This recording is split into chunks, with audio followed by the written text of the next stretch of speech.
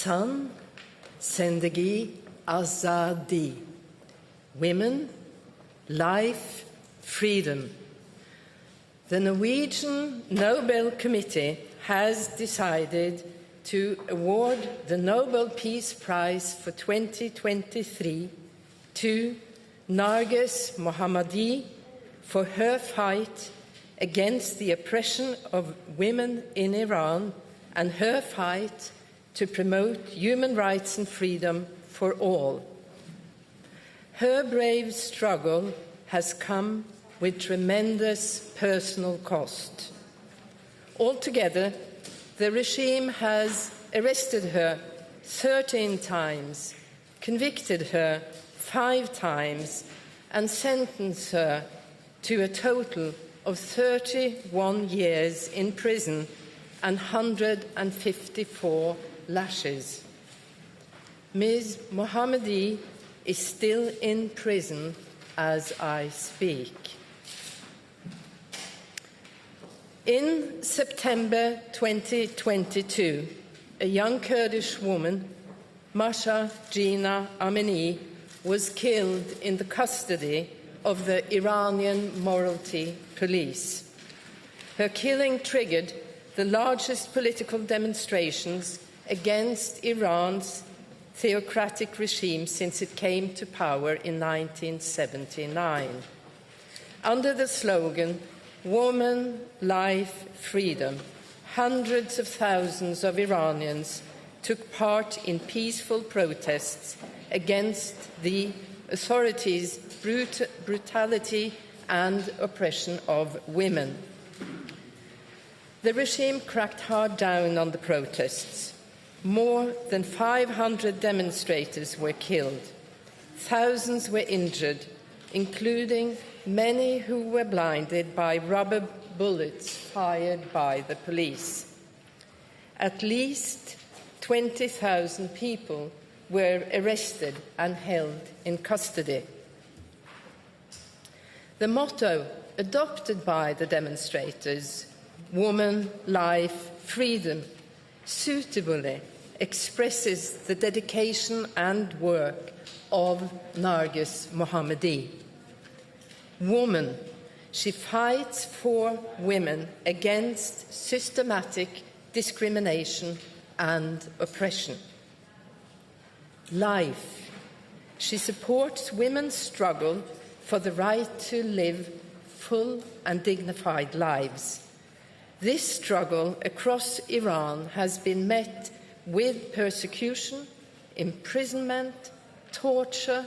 Demands expressed by demonstrators apply not only to women, but to the entire population. In the 1990s, as a young physics student, Narges Mohammadi was already distinguishing herself as an advocate for equality and women's rights. After concluding her studies, she worked as an engineer as well as a columnist in various reform-minded newspapers. In 2003, she became involved with the Defense of Human Rights Center in Tehran, an organization founded by the Nobel Peace Prize laureate Shirin Ebadi. In 2011, Ms. Mohammadi was arrested for the first time and sentenced to many years of imprisonment for her efforts to assist incarcerated activists and their families. 2 years later, after her release on bail, Ms. Mohammadi immersed herself in a campaign against the use of death penalty. Iran has long been among the countries that execute the highest proportion of their inhabitants annually. Just since January 2022, more than 860 prisoners have been punished by death in Iran. Her activism against the death penalty led to the rearrest of Ms. Mohammadi in 2015 and to a sentence of additional years behind walls. Upon her return to prison, she began opposing the regime's systematic use of torture and sexualized violence against political prisoners, and especially women, that is practiced in Iranian prisons. Last year's wave of protests became known to the political prisoners held inside the notorious Evin prison in Tehran. Once again, Ms. Mohammadi assumed leadership. From prison, she expressed support for the demonstrators and organized solidarity actions among her fellow inmates. The prison authorities responded by imposing even stricter conditions. Ms. Mohammadi was prohibited from receiving calls and visitors. She nevertheless managed to smuggle out an article which the New York Times published on the one-year anniversary of Mahsa Jina Amini's killing. The message was, "The more of us they lock up, the stronger we become." From captivity, Ms. Mohammadi has helped to ensure that the protests have not ebbed out. Narges Mohammadi is a woman, a human rights advocate, and a freedom fighter. In awarding her this year's Nobel Peace Prize, the Norwegian Nobel Committee wishes to honor her courageous fight for human rights, freedom, and democracy in Iran. This year's Peace Prize also recognizes the hundreds of thousands of people who in the preceding year have demonstrated against the theocratic regime's policies of discrimination and oppression targeting women. Only by embracing equal rights for all can the world achieve the fraternity between nations that Alfred Nobel sought to promote.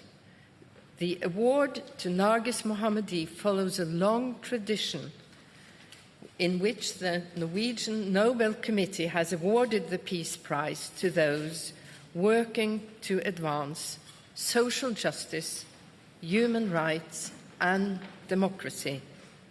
These are important preconditions for lasting peace. Thank you.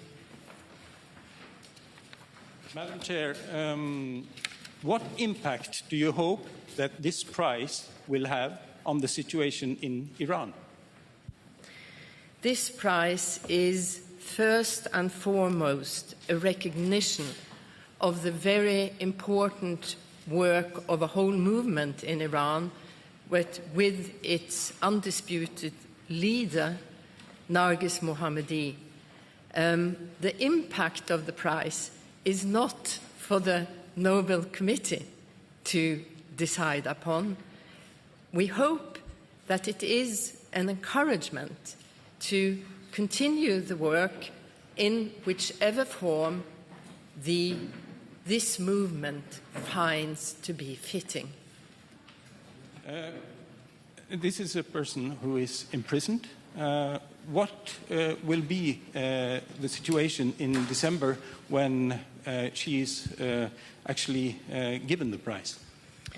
Well, if the Iranian authorities make the right decision, they will release her so she can be present to receive this honor, which is what we primarily hope for.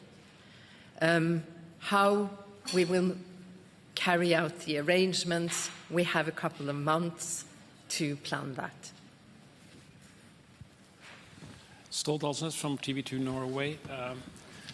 The three last year's laureates are receiving treatment from their respective governments following receiving the Nobel Peace Prize. How would you comment on the situation for the last year's winners? I'm sorry, how is my comment on? The last year's laureates, some of them in prison, they're still harassed by their governments. How do you comment on that situation? Well, it just shows, first of all, that democracy is on decline. There are plenty of authoritarian regimes around the world that suppresses opposition. And all these prizes, they illustrate that being a freedom fighter, being in opposition, comes at a very high cost. And of course, Mohammadi and Bialyatsky, they have this in common, that they have been fighting for basic human rights, and it has cost them everything, their lives. They are in prison on long, uncertain prison terms. They are isolated from family, friends, the rest of the world, and the cost for them individually, I think we can hardly imagine. And what is the signal from the Nobel Committee to the Iranian government? Well, the signal is listen to your own people. And the signal is sustainable societies have a civil society, have basic democratic rights, and respect individuals' human rights. That is the signal. Madam Chair, how has the committee reflected on whether or not this prize will affect Nargis Mohammadi's security situation? This is, of course, impossible for us to predict. She is already in prison. She has, over actually 3 decades since she was a student, led a life with a calculated risk. And she has taken the position that she will do what is right at all costs. But if there's any further repercussions against her, the responsibility for that is at the government or other people who carry out these repercussions.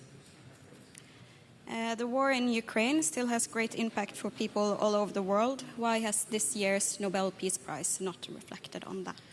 Well, we never comment on the prizes that we do not give, as you implicated in your question to have a comment on why we had not looked in a different direction.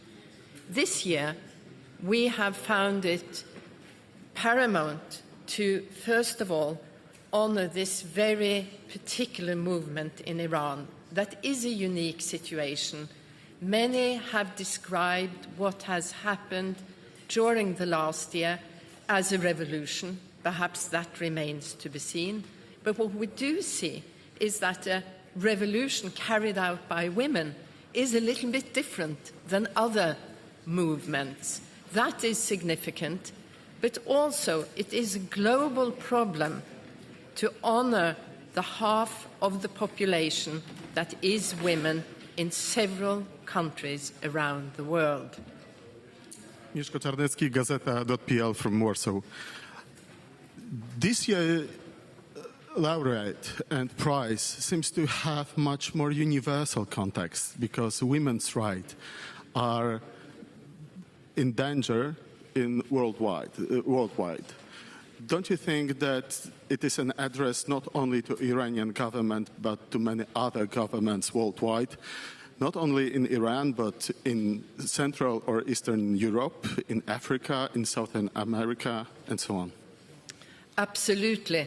But I will also say, and I would like to add, that I believe all the Nobel Prizes also have a universal impact.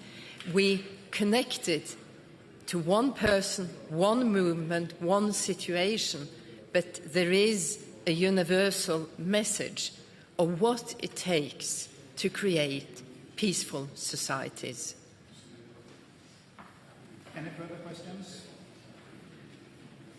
Doesn't seem to be the case, so then the press conference is over. Thank you very much.